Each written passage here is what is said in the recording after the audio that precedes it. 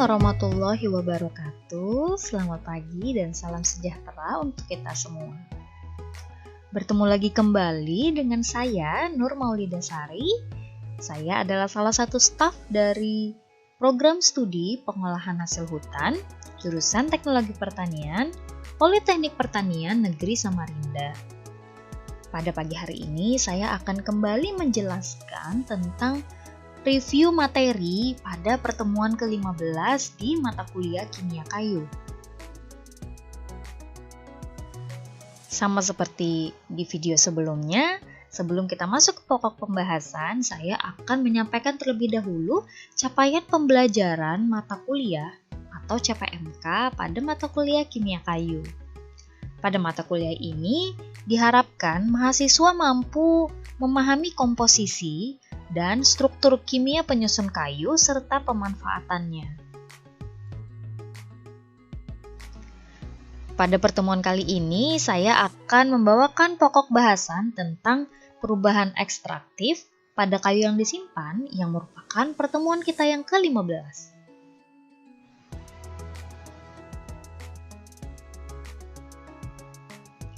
Pada ekstraktif sendiri diketahui memiliki 3 golongan komponen senyawa yang terkandung di dalamnya.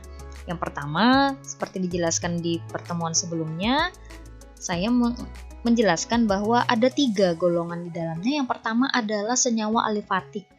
Kemudian yang kedua adalah terpena dan terpenoid. Kemudian yang ketiga adalah senyawa fenolat.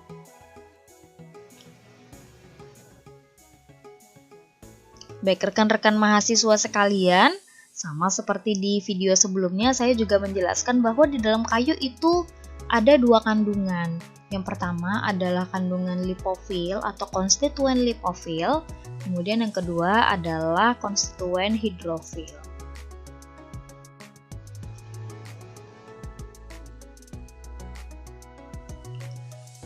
Pada ekstraktif kayu yang disimpan, ini proses penebangan akan mengakibatkan kandungan ekstraktif ini khususnya yang terdapat pada konstituen lipofil ini mengalami pengurangan dan perubahan komposisi.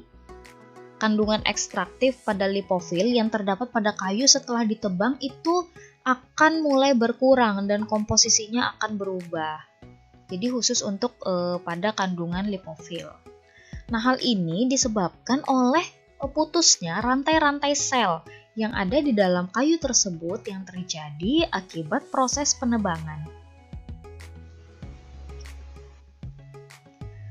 Nah, di dalam perubahan ekstraktif kayu yang disimpan itu ada beberapa pengaruh negatif penyimpanan kayu dalam waktu yang lama.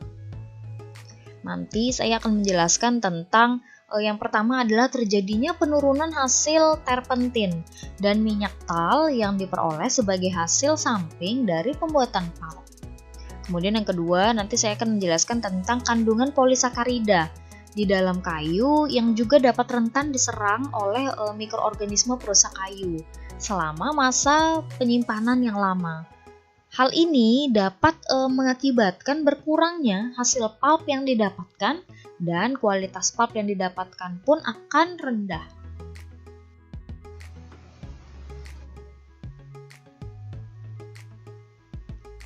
Nah, selama proses atau waktu penyimpanan kayu, ini terjadi proses yang bernama autooksidatif atau autoksidatif dan enzimatik yang terjadi terhadap ekstraktif kayu. Nah, hal ini menyebabkan ekstraktif yang terkandung itu akan lebih bersifat hidrofilik, yaitu lebih mudah terlarut di dalam air atau pelarut yang polar. Nah, salah satu contohnya ini adalah kayu bulat yang akan lebih awet jika direndam di dalam air. Hal ini akan menyebabkan kayu itu menjadi jenuh dan dapat beradaptasi dengan baik terhadap lingkungan. Nah, proses autoksidatif atau autooksidatif tadi dan enzimatik ini mudah dan cepat terjadi pada kayu yang disimpan dalam bentuk serpihan. Jadi ingat, ini dia lebih banyak atau lebih cepat terjadi pada kayu yang disimpan dalam bentuk serpihan dibandingkan dengan kayu yang disimpan dalam bentuk gelondong atau bentuk log.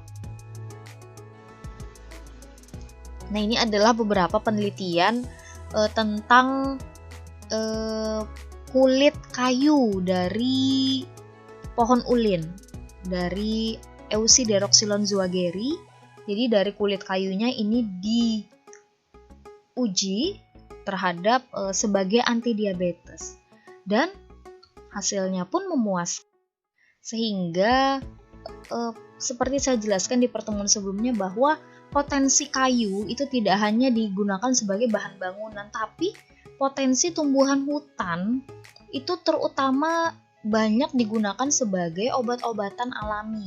Entah itu antioksidan, kemudian antibakteri, lalu anti jamur, ada anti diabetes yang berhubungan dengan dunia farmakologi atau dunia farmasi ya, obat-obatan, dan sangat bisa dikembangkan lebih lanjut agar dapat menjadi obat atau menjadi bahan-bahan alami, herbal-herbal alami yang dapat dikonsumsi oleh manusia dan aman untuk digunakan secara terus-menerus.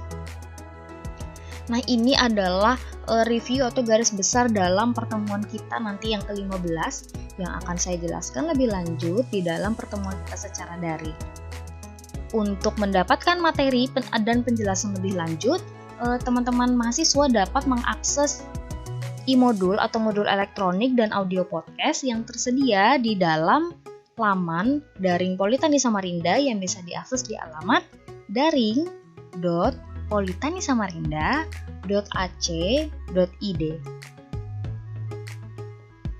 Apa yang saya sampaikan ini saya harapkan teman-teman dapat membaca banyak literatur lebih lanjut mengenai kimia kayu secara umum. Demikian yang dapat saya sampaikan. Saya harap yang saya sampaikan ini bermanfaat untuk pembelajaran teman-teman mahasiswa semua. Wassalamualaikum warahmatullahi wabarakatuh.